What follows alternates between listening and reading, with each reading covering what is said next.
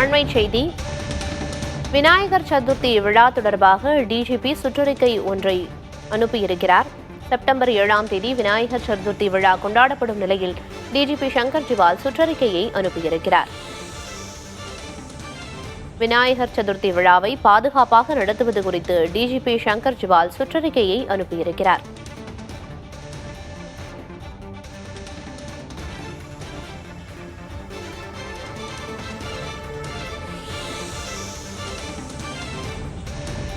September 7ஆம் தேதி விநாயகர் சதுர்த்தி விழா கொண்டாடப்படும் நிலையில் அது குறித்த சுற்றறிக்கை ஒன்றை டிஜிபி சங்கர் ஜிவால் காவல்துறை அதிகாரிகளுக்கு அனுப்பியிருக்கிறார்.